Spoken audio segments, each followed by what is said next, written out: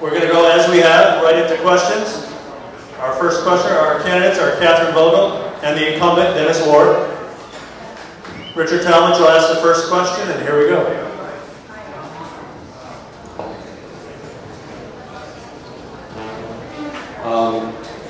My question's for Catherine. Catherine, you're running a three-legged stool campaign based on your experience and your leadership and integrity. And under integrity, you have said that you will restore integrity and professionalism in the state's attorney's office. Integrity, it doesn't have shades of gray. Where do you feel that the incumbent is lacking in the integrity issue and professionalism issue, and what will you bring to that office in lieu of the incumbent? Oh, thank you very much, Richard, for that question. First off, I believe that there's a problem with the following ethical rules. For example, I've been very critical of this state attorney's office for their discussing cases in the press. There are ethical rules that have been promulgated, and they've gone into great detail in the National District Attorneys Association, which lays out specifically things that cannot be gone into by the state attorney's office. For example, plea negotiations, statements of defendants, things like this, or the state attorney or the state attorney's office is expressing whether or not they believe the case is a good case or not prior to the case actually going to trial. This unfortunately happens constantly, and in fact just a couple of days ago there was an arrest for a hate crime, and the citizen reported that the state attorney commented on it and said it was a good case. And this would be the type of thing that the National District Attorneys Association and the ethical rules frown upon, and I think that that's something that needs to be restored to the office. I'll follow up on that. As a member of the press, what would you scale back on in terms of the press's accessibility to the state attorney's office if you were elected? How would that change? Well, the accessibility of the state attorney's office is not what is at issue. I believe the state attorney's office, and if I were state attorney and when I become state attorney, the press is always going to have access to the office. Unfortunately, there are some things that the state attorney's office must not go into, and that is to protect an individual's right to a fair trial. There are things that can be discussed with the press. The National District Attorneys Association, like I said, has a specific list of things that can be gone into. I don't have a problem with discussing things with the press. It's just sometimes there are some things that should be withheld in order to secure that an accused gets a fair trial. This is a question for Dennis. Is there one thing that you would have done differently over the past 4 years? No.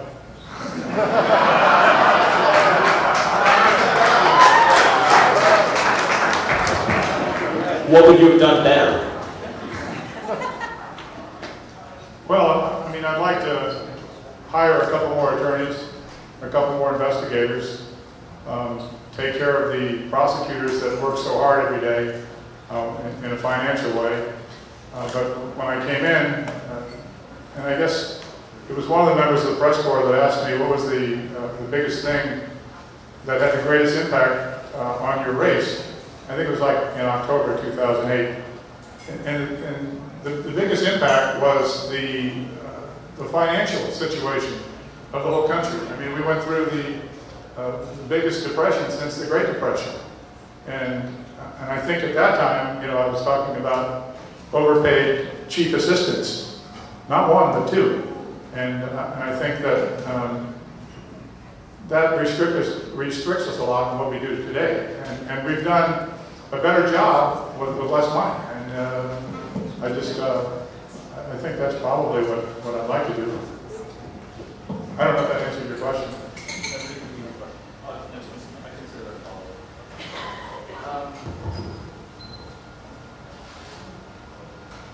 Can I pose the question to both candidates? Okay. This has to do with the issue of the incumbent's failure to keep up with continuing education requirements. I want to know from Catherine, why is this such an important issue, and from Dennis, why it's not? It is such an important issue because under Chapter 29, all of the power of the Assistant State Attorney flows from the State Attorney. I believe at this point, this may call into question the legality of the behavior, or the work that the assistants did during the period of time when Mr. Ward, his license was suspended. There was a very easy thing that could have been done under Chapter 29. When Mr. Ward found out that his law license was suspended, it would have been very easy for him to have gone to the circuit court judge to appoint an acting state attorney, and there is a specific provision for that under the law. That way, that is something that could have assured the state attorney's office that there was not going to be any kind of legal issues. So I think it is an important situation. Then, of course, there's always the question about whether or not the Constitution that requires that in order to be state attorney, you have to be a lawyer for 5 years preceding the moment when you're running. And, you know, I think that there may be an issue about whether or not that 5 years would start when Mr. Ward was readmitted, which would have been in August of 2009, making him eligible to be state attorney in August of 2014, which is in the future. So I do believe that there are some legal issues that are pretty important, and that basically is what I think is a problem. And Dennis, follow up for you. Why do you feel this is a non-issue? Well, first of all, I think it's Chapter 27 that deals with the state attorney's office, if I'm not mistaken. Number one. Number two, no one can suspend or disbar or reprimand a member of the Florida Bar except the Florida Supreme Court. I have never been suspended by the Florida Supreme Court. This notion that I lost my license is nothing but grasping for straws. And Ms. Vogel continues to do that. So, when I found, and I'll tell you what happened, I was working in the public defender's office, and I didn't change my mailing address to the state attorney's office, which I'm required to do by Florida bar rules. So I was never notified. Russ Yeagle, an attorney in the Upper Keys, called me near the end of July and said, Dennis, your CLAs are past due. I called up to Tallahassee. They confirmed it. And I immediately spent $1,200 or $1,400 to get some videos to watch. I completed that and sent that back in. In the newspaper article, you will see that the Florida Bar Executive Director, Kenny Marvin, has specifically said that Mr. Ward was never suspended. Yet, Ms. Vogel and her minion continue to go out here and blast this out to the public. And it's wrong, and it's misleading. But it's not the first time we've been misled. That issue was given to Jeff Overby. Jeff Overby did a public records request in October of 2011 for that issue. Mark Cole did the same public record request in November on that issue. So the Vogel campaign, and they're all joined, they're the people of the previous administration. The Vogel campaign knew back in October that this was an issue, or so they said. It's not an issue. But why wait till June to bring it up? That's the question you got to ask yourself. Thank you. I'd like to just, I guess there's a follow-up, but I have two questions for you. One, how did you not know that you needed to do your continuing legal education at the time? Was it just a change of address? Yeah, they send you a thing, and I looked at the packet. I looked at the certified mail thing. There's no signature on it. They sent it to the public defender's office, which was across the street from the state attorney's office. So I never had notification. And is there any consequence for this as far as decisions have been made for appeal, or did this lapse affect any decisions that have been made as far as your prosecuting is concerned? Negative. Nothing has been affected, first of all, because there's not a suspension. That's number one.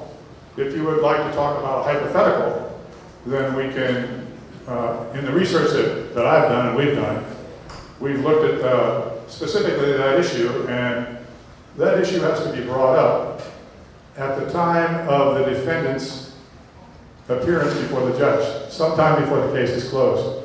And if it's not, then the defendant loses his or her rights to that matter. So that's what our legal research shows. And if you're talking about the email that went out citing some case with a judge that was supposed to take the bench, that judge was suspended by the Florida Supreme Court 6 days before he was to take office. So anybody that wants to take a look at the case law, please feel free to do so.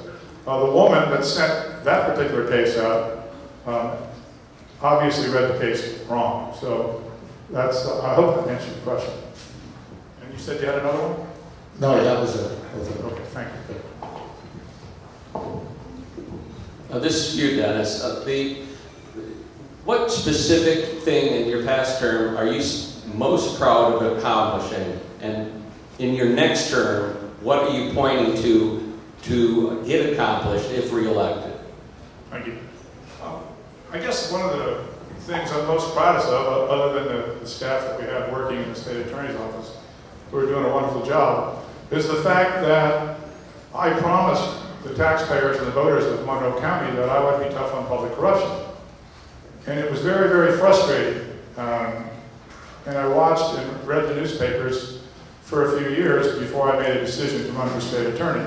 And I would listen to, and Kay Thacker's here tonight, who was at every county commission meeting dealing with a gang of three.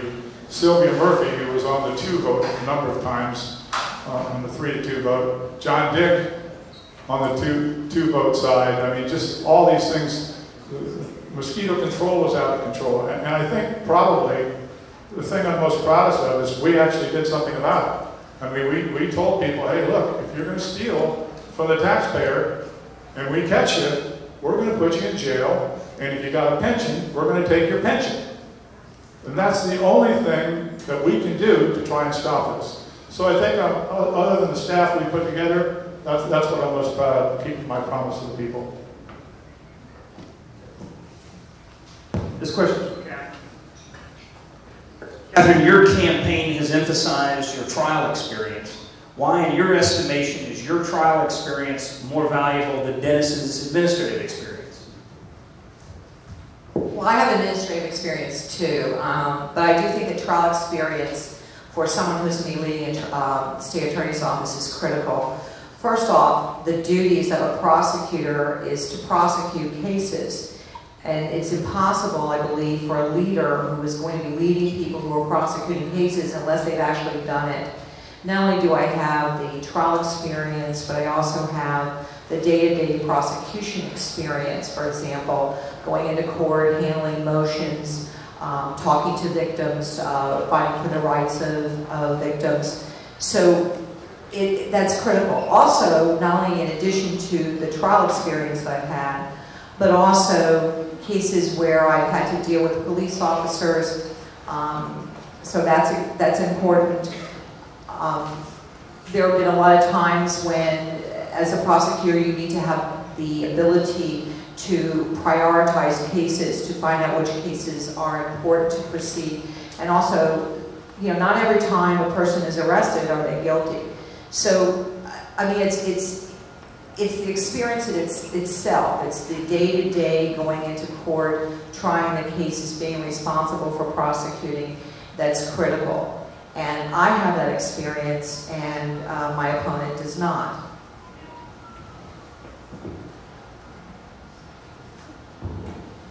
Questions for Dennis. I want to go back for a moment to this issue of trying cases in the press, because I think this is important given the number of high-profile cases that your office has prosecuted in the last few years. Your opponent contends that you have, I guess, overshared with the news media, that you have released certain pieces of information to the press which was inappropriate. I want to get your response to that, and if in a second term, your accessibility to the press and your ability to share details of ongoing cases is going to change. Well, thank you. I don't think it's going to change. I promised the press when I ran in 2008 that I would give them more than 2 sentences to a case. And that's what they were getting from the prior administration. Some of the cases that we prosecuted were very, very high-profile cases. It's no mystery why we have a number of candidates running for school board, and it's no mystery why we have a number of candidates running for mosquito control. Those were 2 of the areas that we dealt a lot with in public corruption. And when you get into public corruption, you're talking about taxpayers' dollars. And I believe, and I know I'm on firm ground, that I will share as much information as possible without jeopardizing the defendant's right to a fair trial. A lot of this stuff is, when it's sent out on discovery, is available in the first place. I think we've worked together with the press on resolving some of these corruption issues just by some of the conversations. And I think that we've taken Monroe County a step further here in transparency and honesty in government. So I wouldn't change anything that I've done, Ezra. I think we've been very, very good at getting our message out to the public, and certainly the press has been very good in getting that message out, and getting the message out that, hey, we're not going to tolerate this anymore in Monroe County. There's a new sheriff in town. We're not going to put up with that. We're not going to put up with people stealing taxpayers' dollars. That's not going to happen. If I can get a shot at them, I'm going to prosecute them. I'm going to take their pension too. That's all I got. Quick follow-up. Can you cite any example where looking back you feel like you disseminated too much information to the press in an ongoing case or overshared? None. I have a question from Ms. Lowe. What criteria would you use to prosecute a capital case that would merit either life, between life and or execution? You're asking me under what circumstances I'm going to be seeking the death penalty. Correct. The Florida statutes obviously provide for the death penalty in certain cases, but there are very, very, very few cases, and the criteria is spelled out in law. Typically, you would want to look for at least 2 aggravating circumstances. I think probably the most important aggravating circumstances is the heinous, atrocious, and cruel. Lawyers who do death penalty litigation refer to it as HAC. Probably the more cruel and the more heinous a crime is, the more likely this is a case that would warrant the death penalty. Certain other factors that you would look into is whether or not who the victim was. A lot of times, one of the aggravating factors is a child. There have been a case, for example, I prosecuted the Jimmy Rice case. A lot of you are familiar with that. It did happen up in Miami. But even more recently, the Tansey case was a typical case where it was appropriate for the death penalty. And that was a case where a woman was abducted from Miami, brought down here. The atrocious, heinous, and cruel part of it was that not only was she sexually battered and robbed, but also she was strangled. Going into detail, she was strangled and then she was making too much noise. So the defendant stopped strangling her and then gagged her and then proceeded to strangle her again. This is the type of case that the Florida statutes allow for the death penalty. So you do have to look at the factors. I have been involved in death penalty litigation. I have participated in prosecuting people for the death penalty. It certainly is something that is not something that I take lightly, and it has to be judiciously, very carefully weighed. Follow-up, Dennis. Please respond to the same question. Well, I've never prosecuted a homicide case, but I have people in my office that have, and I think we've prosecuted 3 or 4 here since I became state attorney, and all of them have been life sentences. Everyone was found guilty. I sit with my prosecutors who have that case, and we'll go over the factors and see the strength of the case and whether there's mitigating factors or what have you that would preclude the death penalty. Sometimes you're better off just trying and getting a plea to life instead of going through the circumstances where you would prosecute someone for death. And you know, you look at these death penalty cases and people that get sentenced to death, it's 20, 30 years down the road. And the cost is very, very expensive to the state, to the taxpayers. So you know, there's a lot of factors to be weighed there. I've never tried one. I mean, I guess I could go in and second seat if I want to, but I have a lot of respect for the prosecutors that work for me, that handle these cases, and the ones coming up that will get an opportunity to one day prosecute those type of cases. And I'm certainly not going to take that away from them so I can score some political points. This is for Catherine. Catherine, you've chosen to run against an incumbent, and I'm curious, is your candidacy based strictly on your style to run this office in a different way, or do you have some agenda yourself that you feel isn't being executed, and if elected, this is what you want to accomplish as the state attorney? Okay, let me see if I understand your question, Richard.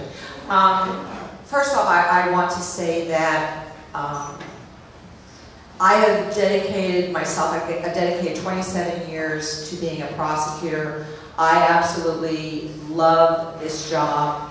This is something that I excel at, and this is something that I want to obviously to continue doing and to run this office. I believe in my heart that there are deficiencies in the way that the state attorney's office is being run. That's the reason why I'm running for state attorney, because I believe that I can do a much better job. I believe it's critical that we have a new state attorney come in, because I do believe that there are things that need to be changed.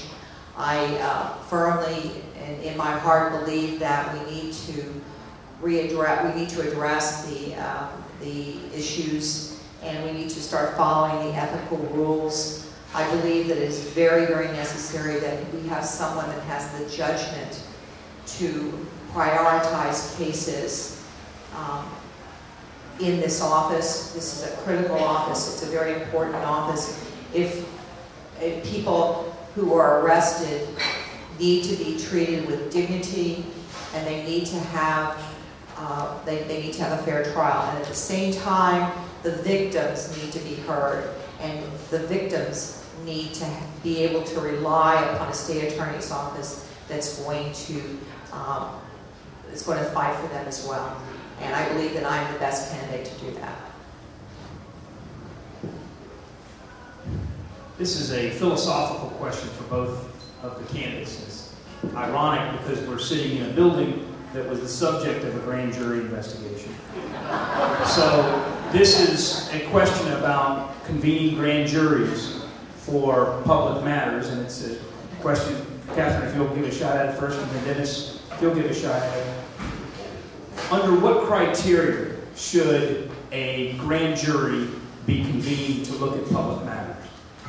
Well, it depends on what you're asking me. I mean, if you're talking about whether or not grand jury should be convened in order to address specific instances where people are believed to have committed crimes, and because they happen to be, or they are deemed public corruption, is it necessary in order to convene a grand jury? And my answer to that is no. In the words of Roy Black, the grand jury is the place where political cases go to die. Prosecutors have the ability to file cases against individuals, and if I had if I had reason to, if I had probable cause and I had a sufficient case against an individual, I don't think it's necessary to take it before the grand jury. I would bite the bullet and I would charge them myself. I mean, as far as believing that there is criminal activity, or that there's something strange going on in the bidding process or something like that, if we have reason to believe that that's true, then I believe that we should be convening a grand jury to investigate that. But be aware also that grand jury investigations, again, are under seal. There are things that should not be discussed in the press. And of course, I would follow that mandate. I would not be discussing grand jury investigations in the press. Same question. We have a sitting grand jury year-round. We select one in April, and they serve till October, and then we select another one. In the case of some of the public officials around here that have been before a grand jury, we felt that if you're an elected official, that we should allow a grand jury to make that decision. In looking at governmental agencies, it would depend on the severity of the allegations. It would certainly be beneficial to give some guidance sometimes to whatever governmental agency you're looking at. The grand jurors are, made up of citizens from all up and down the Keys. As far as crimes are concerned, for first-degree murder, you have to go to the grand jury. But we look at a number of issues before, and I really can't talk about one of them, or the other one that's coming up. So, it's difficult for me to answer that question. But certainly, when the report comes out on the governmental agency portion of it, you'll see whatever happens there. So, I believe that they're useful for looking at governmental agencies sometimes, and I think that we will in the future, if the need arises, we'll go to the grand jury with some of these things. So I hope that answered your question.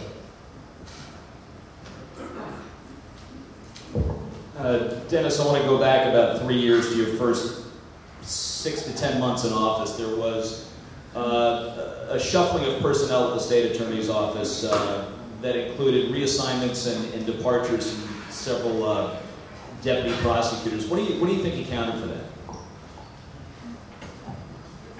Probably my style, I would have to say. When I came to the state attorney's office, there was a lot of paper pushing going around, and I'm not here to condone pushing paper. That's not what you get paid to do. So I made it a priority of mine that we will go to trial. We will try cases. We will just not write up plea bargains and send them over to the appropriate defense attorney and say, there you go, and you start at the bottom of the criminal guidelines and work down. That's not what I do. And I don't think that's the way the state attorney's office is supposed to be run.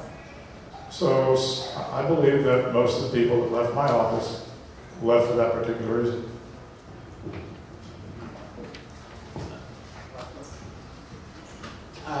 How would you answer that, Ms. Vogel, since you were in part of that office? Well,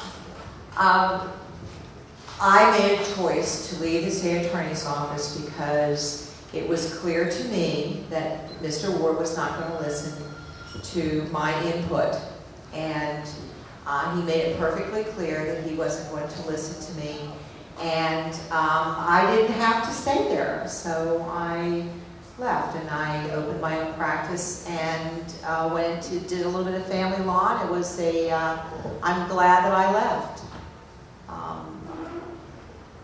I listened to Mr. Ward talk about his how he forced his cases to trial, and I can tell you that it has resulted in a clearance rate that is the lowest in the state of Florida.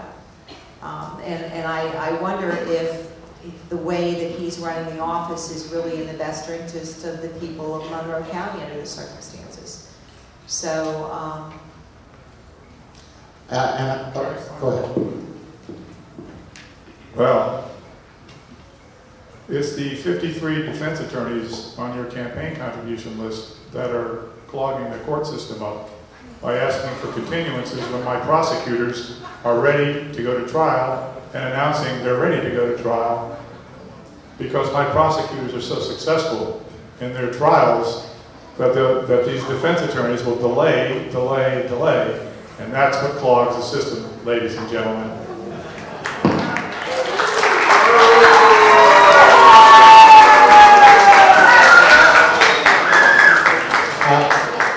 Yeah, I guess I'll ask my question then of Ms. Vogel.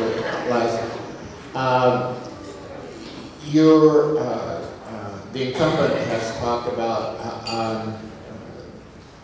the taxpayer and public corruption, and seems to have made that a major issue as state's attorney. right.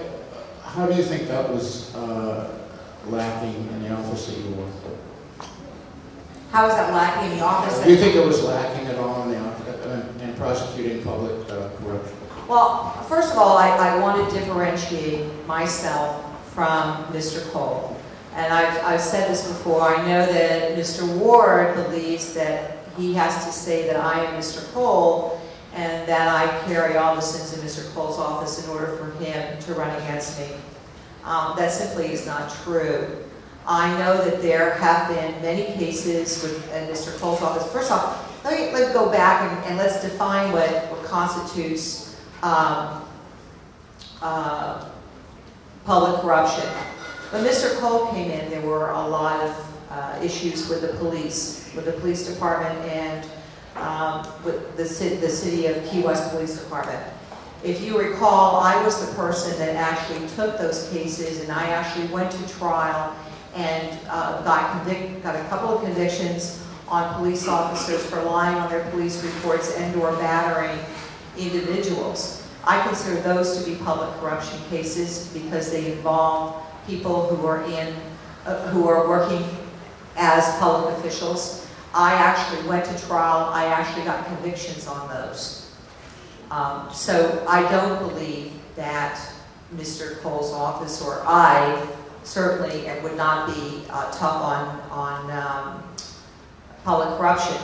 I do want to tell everyone and to assure them that under my administration we will be pursuing public corruption as well. But in addition to pursuing public corruption, we're also going to be pursuing the cases that affect most people. For example, the burglaries. For example, the thefts. For example, when they are victims of batteries or violent crimes. Those cases I'm going to be pursuing as well, and vigorously. And I have demonstrated that over my 27 years, and I will continue to do that.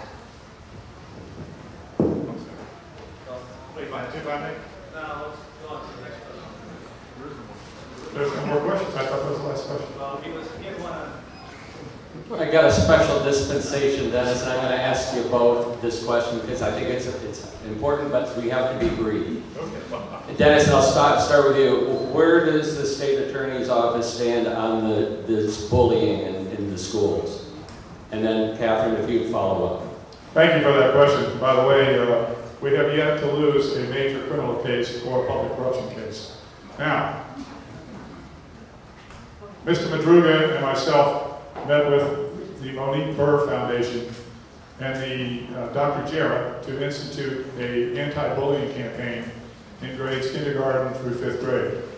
We did that back in the end of April, and it's been instituted. Every counselor in the school system came and was trained in that particular portion. Coming up, again with the Boney Burr Foundation, we're addressing anti-bullying issues in the middle school level as well as the high school level.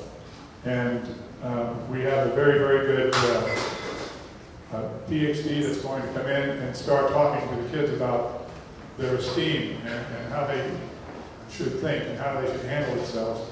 And we had a presentation at the Metropolitan Community Church maybe 2 or 3 weeks ago, and it was very, very enlightening. So come this August, we will be presenting to all the teachers and all the counselors in the school system, provided that the new school superintendent allows us to do that. So we've been very, very proactive in the training portion of that, and I think it's going to pay off in dividends. Again, I looked at the anti-bullying statute, and I've had some conversations with some people about the anti-bullying statute, and I think it lacks teeth. But we can always go back and fall back on the simple things like batteries and assaults and what have you. So we've taken a very, very proactive stance on this.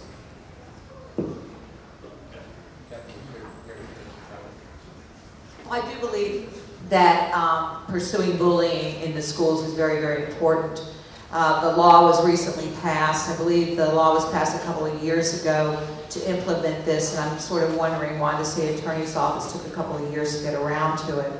But under my administration, we certainly will be pursuing all cases involving bullying in the school in the schools. It is something that, unfortunately, when children start bullying at an early age, they tend to grow up and they tend to grow into bullies, and it doesn't seem to stop. So it is something that's very important. Thank you, guys.